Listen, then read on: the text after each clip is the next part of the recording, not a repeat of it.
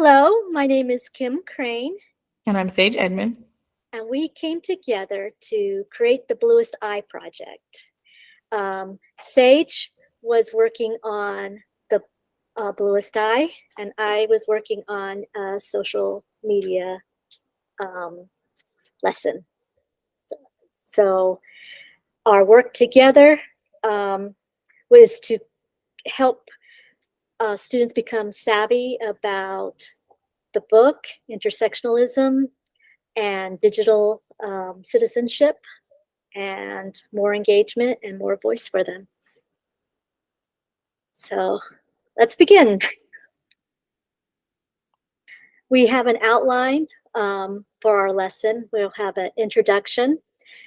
We'll start with essential questions, a summary of the book, important vocabulary, a reception review, a literature review, and an activity.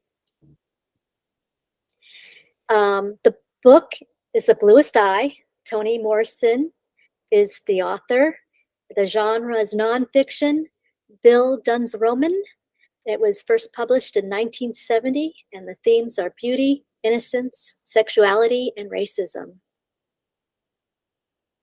And our questions are, how do the intersections of gender, race, and age influence self-loathing in children of color, and what are the consequences? And how does the understanding of intersectionality help with creating inclusive spaces, especially inclusive schools? And what are Mammy and Jezebel archetypes? And how do those stereotypes hurt Black females today? So, A Bill Duns-Roman is a class of novel that depicts and explores the manner in which the protagonist develops morally and psychologically. The German word Bildungsroman means novel of education or novel of formation. And The Bluest Eye is not your typical Bildungsroman because in the end, Piccola doesn't evolve the way in which a normal character would for the better. She kind of gets worse. She gets worse in the end, technically. So that Toni Morrison's The Bluest Eye is not your typical Bildungsroman. It's kind of a reverse. Yes. And many of the issues is about intersectionality. And intersectionality is based on like positionality, where you can have different types of oppressions based on your gender, your sexual orientation, your disability. And those positions can change somewhat, not all of them, but they also put you in a unique position that, for example, Black women, unlike white women and Black men, are targets of the stereotype of Mammy and Jezebel that neither the white woman or the Black male have to deal with. And intersectionality is important for inclusivity, because if we don't understand all the different ways the intersections can leave somebody out, we can't create an inclusive society.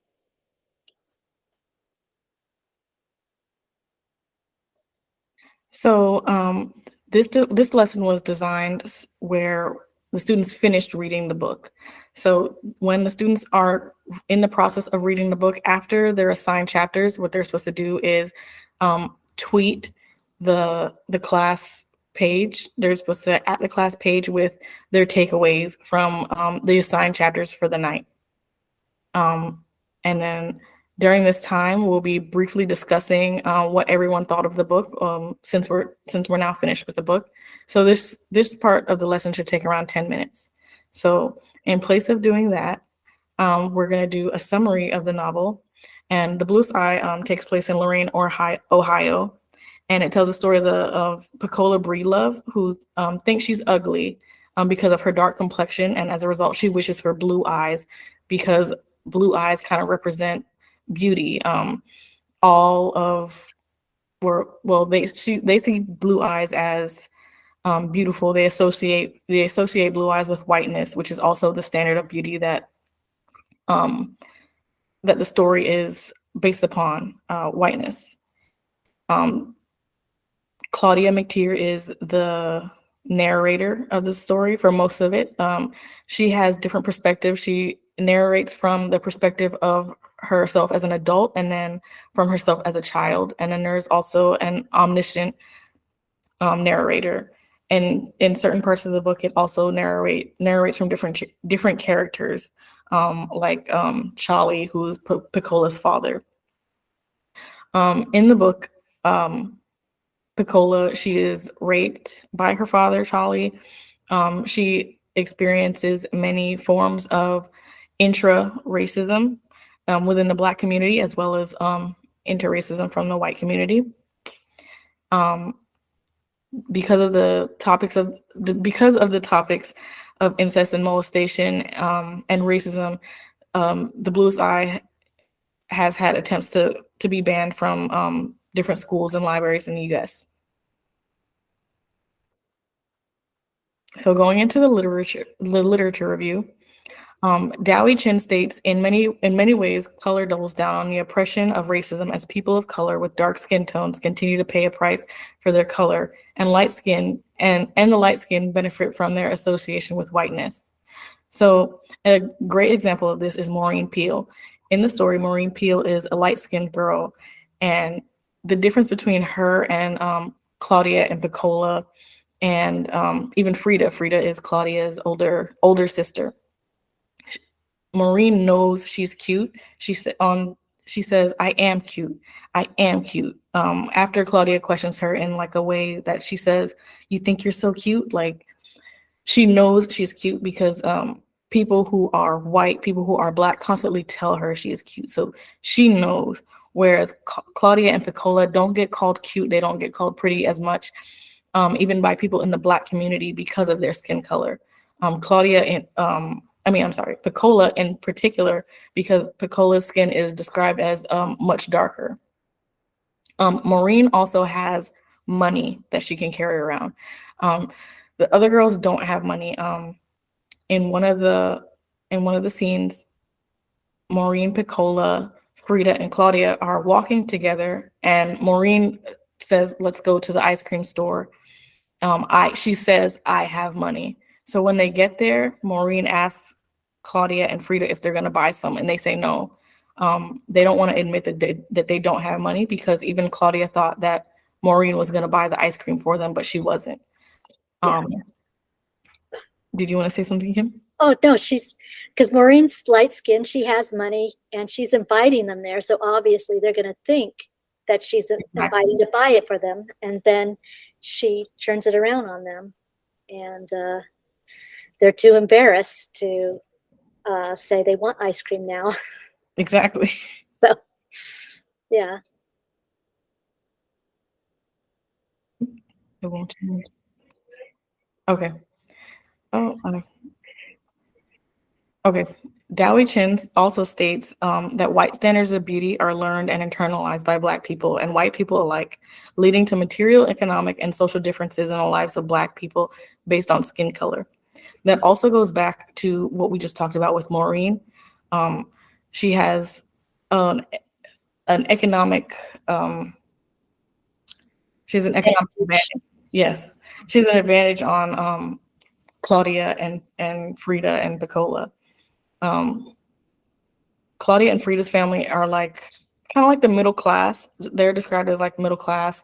Piccola's family is very low class, and there is a large internalized racism in the Black community, because even the Black people see Piccola's family as less than them.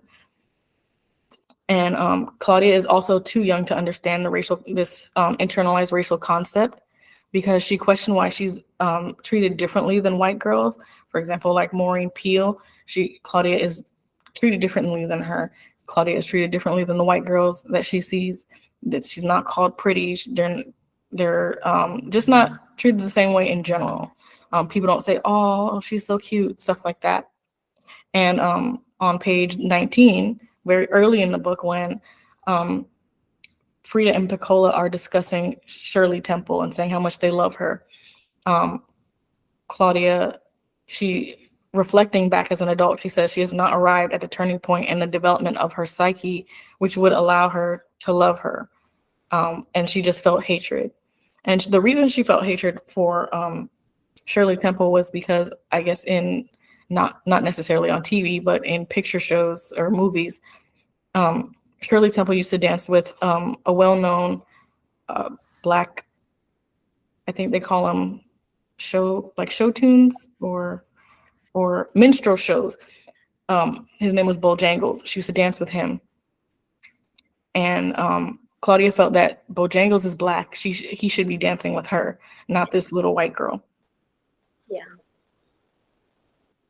She hated the white dolls and the white girl because of jealousy, because they were being protected and celebrated while she was being, not celebrated and disregarded. Exactly. And in the last Elliot Bird article, they say treatment will influence the personality development of that individual. And this is a great quote for Pecola, she's about 12 or 13.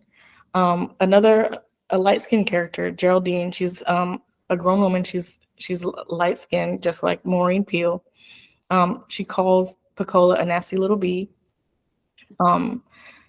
That's just a fraction of what kind of abuse Pecola endures in this novel. Again, she's raped by her father, Charlie, and the community even blames her. They say she carries some of the blame. How come she didn't fight him? This kind of treatment it helped Pecola end up to where she ends up by the end of the novel, where she is so consumed with getting blue eyes, she disassociates. Soaphead Church kind of convinces her that she has blue eyes now. So when she finally thinks that she has blue eyes, she gets them, and then she wants to be even more beautiful. She says, "Can these could be more? These could be bluer." So whenever she got the beauty that she wanted, it wasn't enough. Yes. That kind of treatment.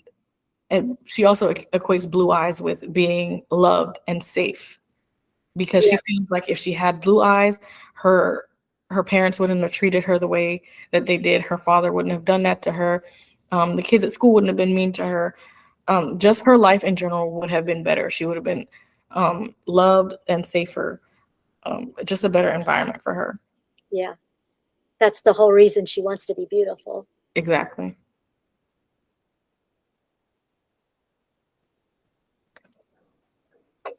And for the activity, the class, you're supposed to go to the Facebook group and respond to the discussion question.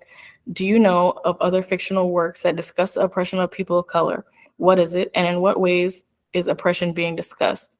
The Facebook group is linked right up here. Mm-hmm. And then the second part of the assignment is to find a picture of a modern depiction of a Mammy or Jezebel and post it on Instagram. Remember to tag or @ the class page in the description. And these are stuff that you, our classmates, can do. If we were actually teaching the class, we would be also having it on Facebook Live for the students that weren't there, and they would be doing the same assignment with you. Yes. And that is it. These are our resources. Thank you. Thank you. Bye-bye.